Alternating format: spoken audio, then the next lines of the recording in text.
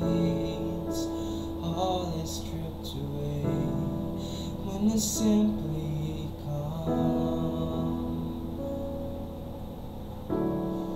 coming just to bring something that's of worth that will bless your heart, bring you more than a song. For a song in itself, it's not what you have required. You search much deeper within, through the way things have been. You're looking into my heart. I'm coming back to the heart of worship. It's all about you, it's all about you, Jesus. I'm sorry, Lord, for the things I've made it. It's all about you, it's all about you, Jesus. Can't answer my word. It's all about you, Jesus.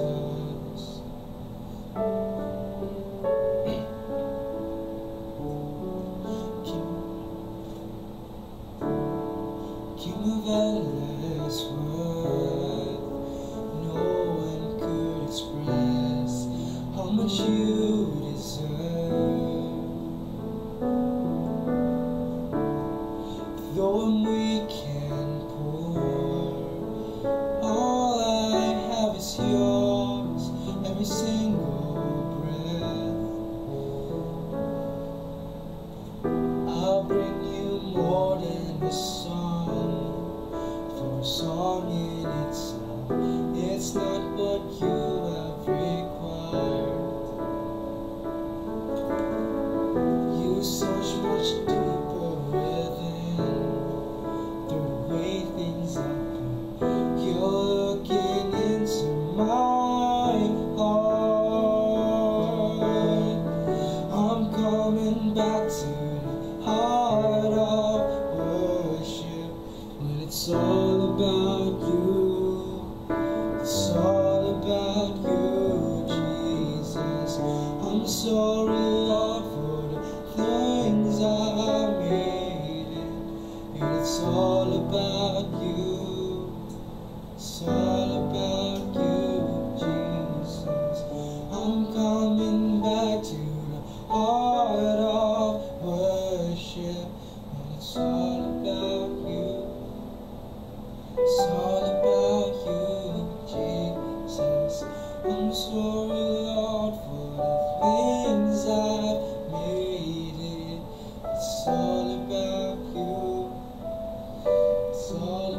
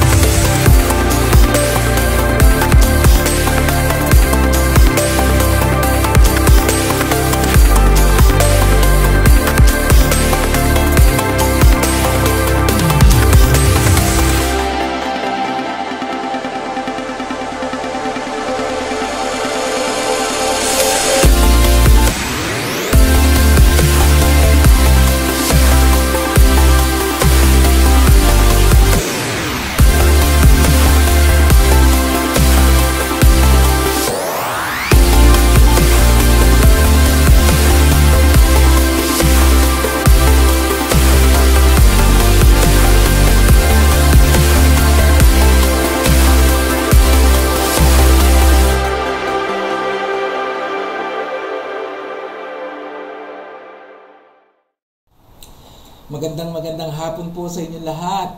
Good afternoon. Nandito na naman po tayo upang magsama-sama at sumamba sa Panginoon. Tunay nga po, hindi kumpleto ang ating linggo kung wala ang pagsamba sa Panginoon. Amen? Amen. So, kung wala pang mga kapamilya, wala pang kaibigan, wala pang mahal sa buhay, hatakin natin sila ngayon. Di ba? Hatakin nila at sama-sama tayo sumamba sa Panginoon natin. Bago po tayo magpatuloy, manalangin po muna tayo. Panginoon naming Ama, maraming salamat sa oportunidad na binigay mo upang kami po ay sumamba sa iyo. We thank you so much for your goodness and your kindness to us and our families. Lord, truly it's a privilege to come to you, to worship you, O Lord God. And may that just cleanse our hearts tonight. Lord, forgive us of our sin, and as we come to you to worship, let our worship be acceptable to you. Lord, help us to understand your word. Let the Holy Spirit move within our midst, O Lord God, and let your servant be hidden behind the cross of Jesus, that only Jesus will be lifted up today. We thank you, O Lord, in Jesus' mighty name. Amen and amen. Alam mo, importante yung pagsamba eh. Sabi nila maraming paraan ng pagsamba. Yung pag-awit, panalangin, lahat yan paraan ng pagsamba. Diba? Pero pag tinanong kita, paano ba sumamba? Paano ka ba sumasamba sa Panginoon? Or ano ang concept natin ng pagsamba sa Panginoon? Ang unang-unang papasok sa isip natin ay yung lugar. Diba? Lugar panambahan. Sa ating mga Pilipino, tawag natin simbahan. Of course, the church is us. Tayo ang church. Tao ang church. It's the body of Christ. Pero for the lack of a better word, ang tawag natin sa isang lugar or isang multipurpose hall or worship hall ay simbahan. Ngayon, yung simbahan na to, ang unang-unang pumapasok sa isip natin pag sinabi natin pagsamba. Diba? At pag sinabi mong pagsamba, kailangan sa isip natin merong praise and worship. Kulang ang pagsamba pag walang kantahan, walang worship leader sa harap. Kulang. Dapat meron ganon. Merong worship leader, may praise and worship, tapos may preaching, syempre. Tapos, kailangan may mga kumpletong elemento ng worship kasama yung announcements, etc. Yun ang mentalidad natin pag sinabi nating worship. Which reminds me of an old story about a church in England. Diba? Siguro sa lahat tayo kilala natin si Matt Redman. He's a very famous praise and worship singer. He's also a worship leader. Ang naaalala natin palagi yung kanta niyang Heart of Worship. If you know the song, you know what I'm driving at. Diba? He belongs to a very progressive church. Maraming uma-attend. Usually young crowd, young adults, teenagers, yun ang uma-attend ng church. Bakit? Kasi napaka-dynamic ng singing. Sobrang praise and worship nila talagang matindi. And the pastor of that church noticed that. Sabi niya mali. May kulang. So what he did was, he removed the instruments, he removed the music, just a cappella singing. Wala yung dati, wala yung lights, wala yung mga musical instruments, wala. Noong una nagulat sila, tatakot yung iba, parang kulang.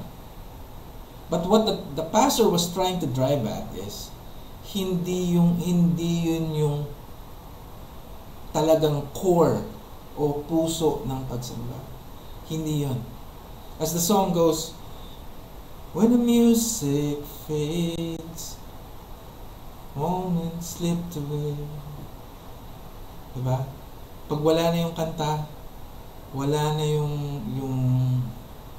yung instruments, wala na yung palakpakan, wala na yung sigawan, ano yung matitira? It's the heart of worship. It's always been about our heart when it comes to worship. So ang tanong ko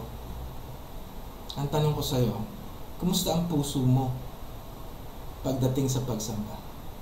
Di ba? Kumusta? How is your heart when it comes to worship? Basahin natin kung anong sinasabi ng Panginoon, kung ano yung paraan ng pagsamba, ano yung tunay na pagsamba. We'll be reading from Luke chapter 7 verse 36 to 50. Ano sabi diyan? Now one of the Pharisees was requesting him, referring to Jesus, to dine with him, and he entered the Pharisee's house and reclined at the table. And there was a woman in the city who was a sinner, and when she learned that he was reclining at the table in the Pharisee's house, she brought an alabaster vial of perfume. And standing behind him at his feet, weeping, she began to wet his feet with her tears and kept wiping them with the hair of her head and kissing his feet and anointing them with the perfume. Now when the Pharisee who invited him saw this, he said to himself, "If this man were a prophet, he would have known who and what sort of person this woman is who is touching him, that she is a sinner."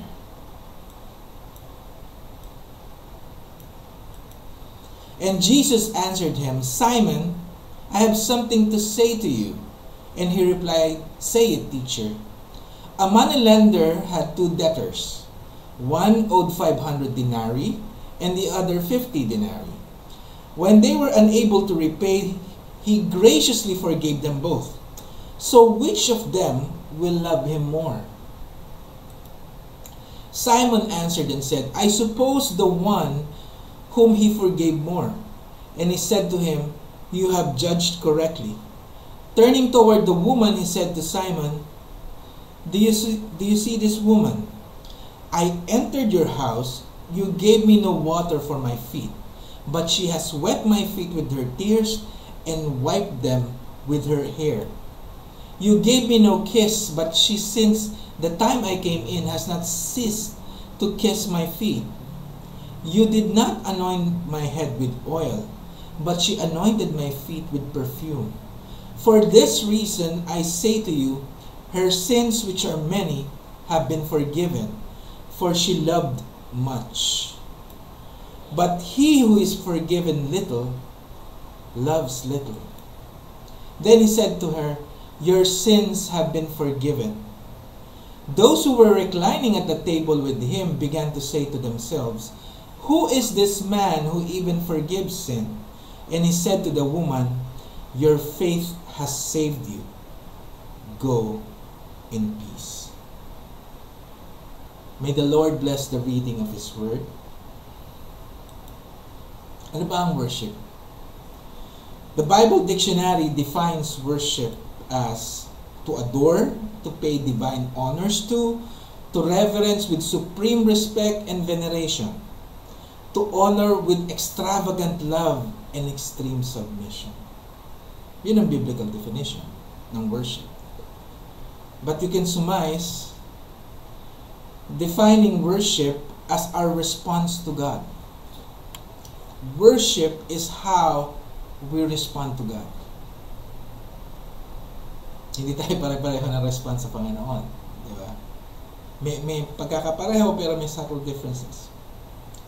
It's how we respond individually or as a community, as a church. We respond for who He is and what He has done for us.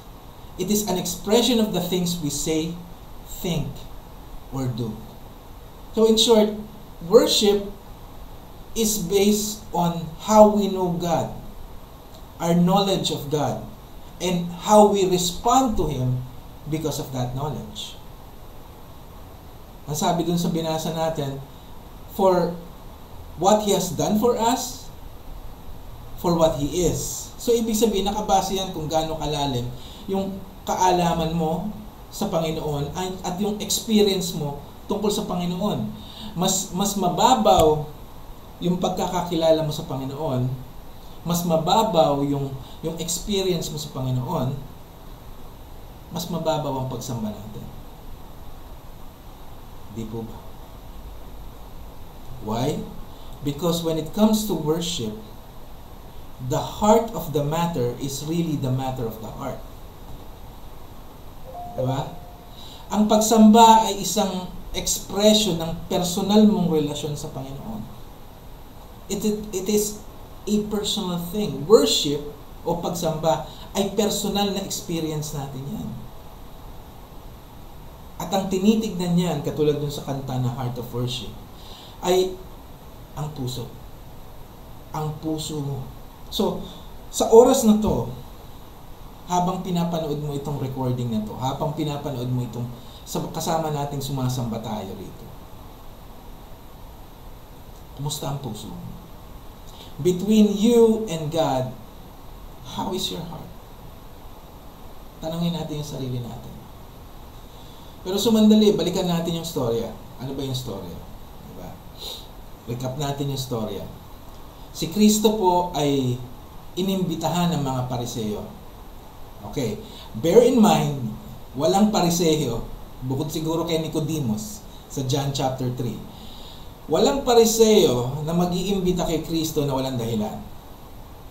They don't like Jesus. Kung babasahin mo yung chapter na to, yung buo, makikita mo na hindi nila nagustuhan yung ginagawa ni Kristo na pumupunta siya sa bahay ng mga makasalanan, katulad ng mga tax collectors. Pumupunta siya doon, nakikikain, nakikiinom, nakikisaya. Ayaw nila yun. So, maaaring itong imbitasyon na to ay isang paraan it's a trap or it's actually a test.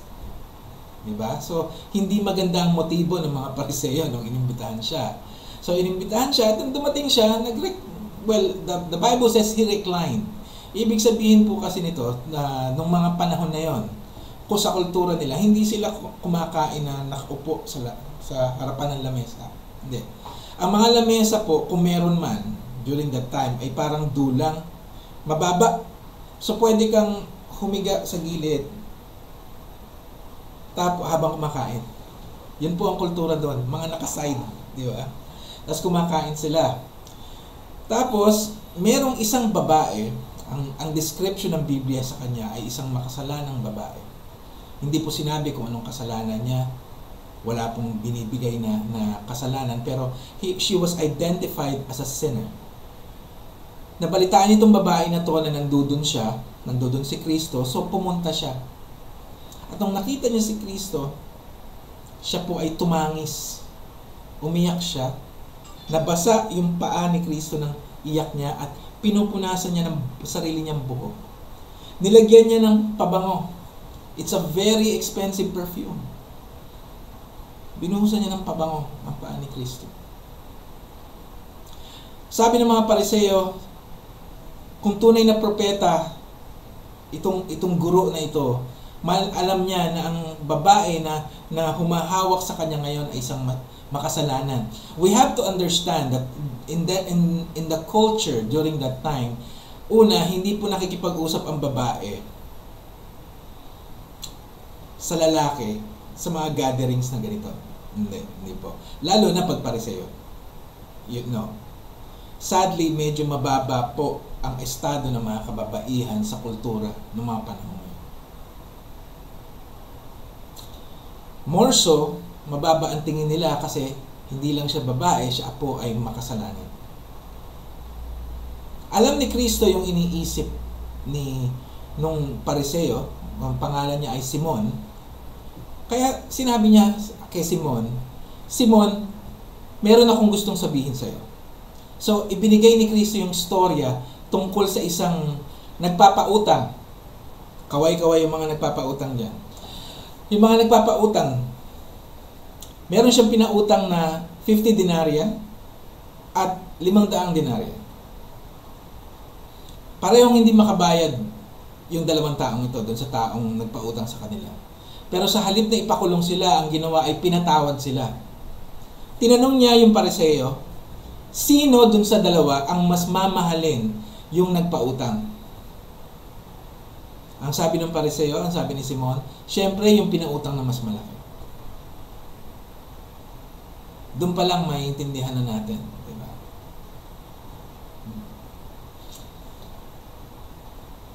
Pagkatapos nun, ang sabi ni Kristo doon sa babae, pinatawad siya sa kanyang kasalanan.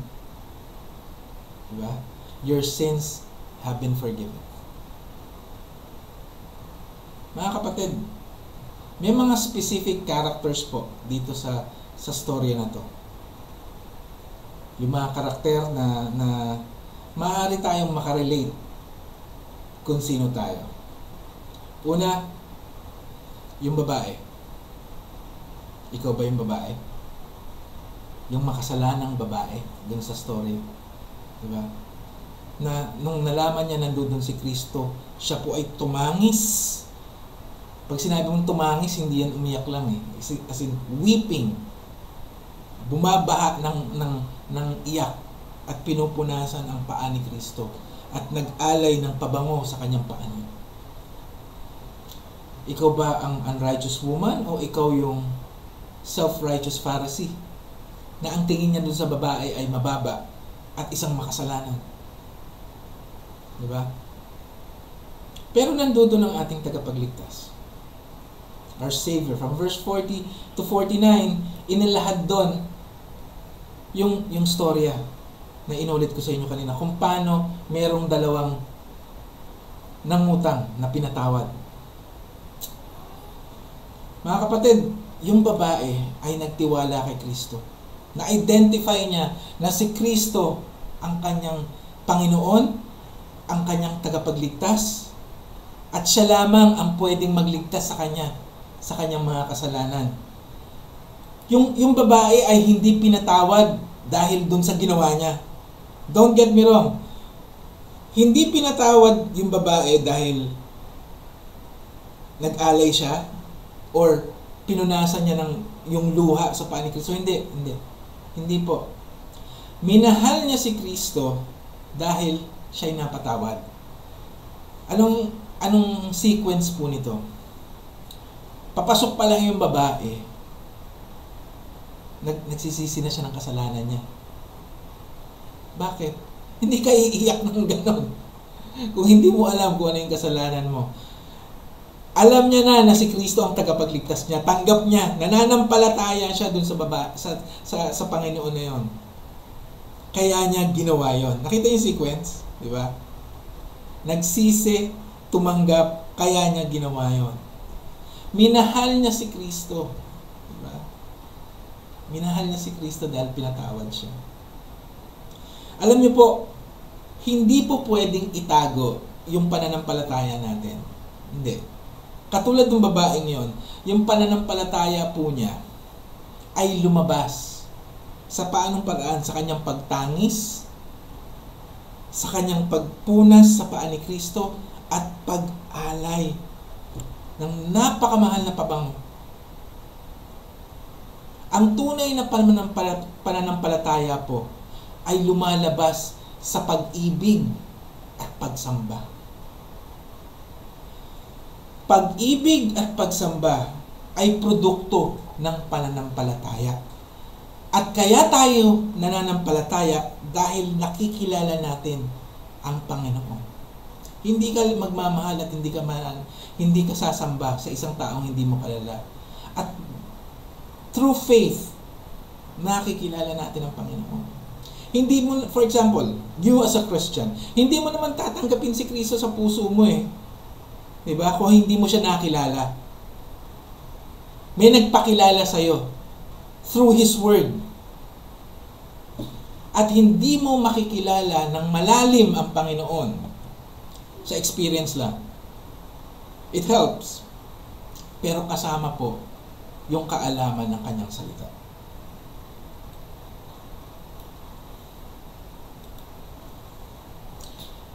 This great awareness of Christ and forgiveness led her to a deeper and more meaningful form of worship. Yung lalim po ng pagkakakilala niya sa Panginoon. Yung personal na experience niya sa Panginoon. Ang nagbigay ng mas malalim at makabuluhang pagsamba sa Panginoon.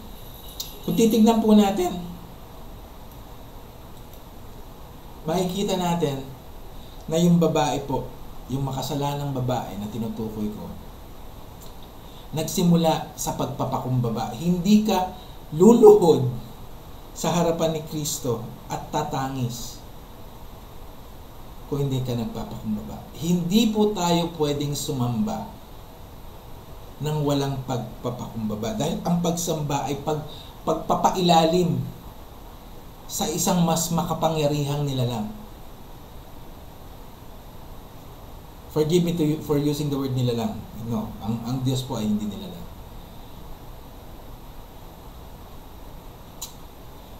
Kailangan po ng pagpapakumbaba sa pagsamba. At dun sa pagpapakumbaba na yon, may kaalaman kung sino yung sinasamba mo. Yung kaalaban na yon ang magpupursigi sa'yo para pumunta. Yung babae pong yon, hindi siya dapat nandoon, bawal siya doon. Puro kalalakihan yon at puro pariseyo yun nandoon. Pwede siyang supilin doon, ipahuli, ipakulong. Pero dahil sa kagustuhan niya na napuntahan si Kristo, sambahin si Kristo, alam niyo po, ang tunay na pagsamba ay magpupursige sa iyo para pumunta ka at sumamba kay Kristo. Kaya minsan tinatanong ko ang sarili ko yung mga uma-absent sa church, yung mga nalilate sa church, yung mga late na manood, recording na lang nila, nalilate pa. Meron bang eagerness man lang, di ba? Ganun ba kababaw ang pagkakakilala natin sa Panginoon? Tanungin natin ang sarili natin. Kung tunay nating kilala ang Panginoon, hindi ka magpapalate Hindi. Maghahanda ka para sumamba. Magpupursigi ka para sumamba. You will be driven with eagerness just to go to Jesus, just to be there. At yung eagerness na yon, lalabas yun. It will be made manifest in adoration, in adoring Jesus. Yung babae, anong ginawa niya? Umiyak siya. Iniyakan niya yung paa ni Kristo. Nabasa yun ng luha niya at pinunasan ng sarili niyang buhok. Hindi lang yun. Nag-alay pa siya. Alam niyo, ilang beses natin sinasabi to. Ang pag-ibig po is a verb. Love is a verb. It will result to action. Ang tunay na pag-ibig may action. Adoration is love. Kung tunay natin mahal ang Panginoon, magbibigay tayo sa Kanya. Hindi lang pera pinag-uusapan natin dito, oras, panahon, effort, lahat ibibigay mo sa Kanya. Yung babae hindi naman nagbigay ng pera kagad yun Ang binigay niya, alam mo kung ano? Pinakita niya kung gaano niya kamahal si Kristo dun sa pagtangis niya, pinupunasan niya yung paa. Effort yun. Sobrang effort yun para sa Kanya. Nag-effort na ba tayo para kay Lord? Yung kahihiyan lang na nandudun siya, effort yun Diba? Pero gusto niyang ipakita sa tao kung gaano niya kamahal si Kristo. In public. At syempre yung expensive na pabango. Mga kapatid, anong mahal na bagay na ba ang inalay mo sa Panginoon? Alam niyo, pag nag-o-offering nga tayo ang ugali ng Panginoon, ng tao, bubuksan niya yung wallet niya, titignan niya kung ano yung pinakamaliit na papel doon. Kaya usually, pag tinignan mo yung offering plate, kadalasan dyan kulay orange. 20. Diba? May ibang kulay doon. May asul, may light blue, may dilaw, may pula, pero ang ilalagay niya yung orange. Ay, grabe. Minsan nga, ang ilalagay pa niya yung bakal eh. Hindi niya bubuksan yung wallet niya. Buksan niya coin purse. O kaya kung ano yung nasa bulsa niya. Diba? Nasaan ang adoration dun? Nasaan ang adoration? I don't understand that. Nasaan ang adoration?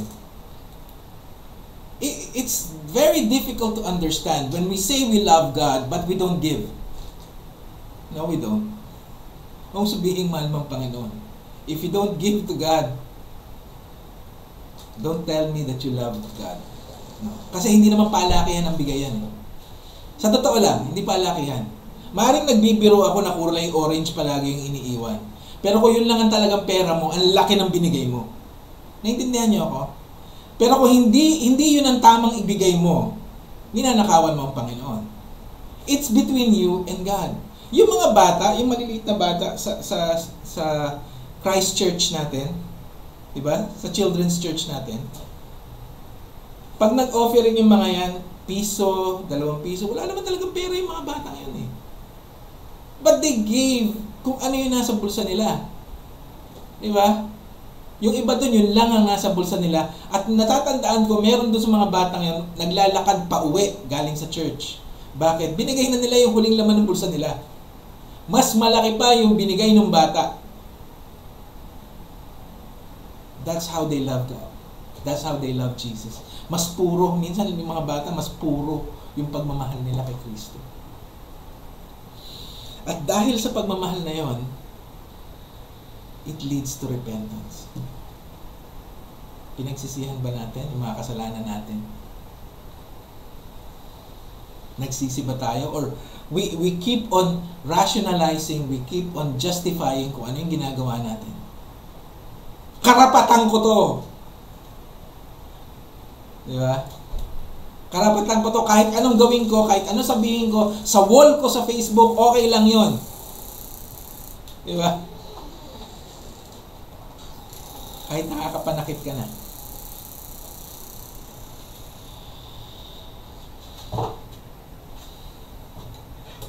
Kaya ko siya sinabihan ng ganun, o kaya ko ginawa yon kasi mali siya. Pero nakapanakit ka. Wala yung repentance. Alam mo, kaibigan, pag nagpakumbaba tayo sa Panginoon at nagpursige at ipakita ang ating pagmamahal sa Kanya, nagsisi, yung pagpapasalamat natin sa Panginoon ay mas malalim. Nagbubunga ng mas malalim na pagsamba.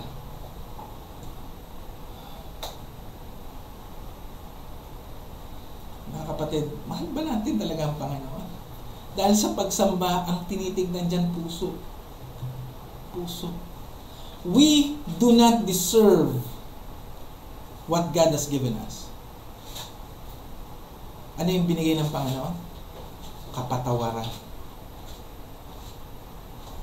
Anong hinihanap natin sa sarili natin? In all honesty, this woman was forgiven of her sins. Pinatawad siya. Sabi sa kanya ng Panginoon, your sins has been forgiven. Has been. Papasok pa lang siya.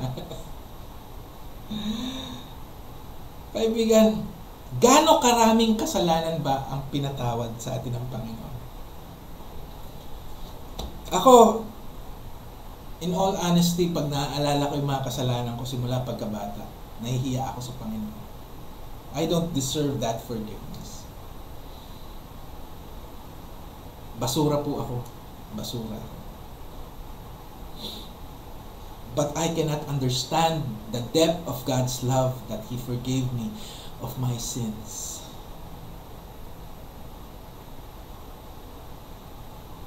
And that forgiveness brought about much love for the Lord. Kung naiintindihan natin kung gaano kalaki yung kapatawaran na binigay sa atin ng Panginoon sa lalim at dami ng mga kasalanan natin, tayo po ay magpapakumbaba sa Kanyang harapan. At kung ikaw ay nakikinig ngayon, you're listening right now, this is what God is telling you. Your sins have been forgiven. Nung namatay po si Kristo sa krus ng Kalbaryo, pinag-aralan natin to this several Sundays. Nagbunga po ng kapatawaran ng kasalanan natin. Pinatawad na tayo ng Panginoon dahil binayaran niya na yung kasalanan natin. He is offering you forgiveness. Now the question here is this. If God has given you a pardon or forgiveness, you are left with a choice. Tatanggapin mo ba yung kapatawaran na yun? O hindi? Lalapit ka ba para tanggapin yung kapatawaran ngayon? Kung nakikinig ka ngayon, at dala-dala mo sa puso mo yung bigat ng kasalanan, kaibigan, pinatawad ka na ni Kristo. It doesn't matter kung anong kasalanan yan. It doesn't matter kung gaano kalaki o gaano kabigat. It doesn't matter. The point there is, pinatawad ka na niya. And the Bible says, one thing you have to do is accept Him. Accept that forgiveness. Accept Him as your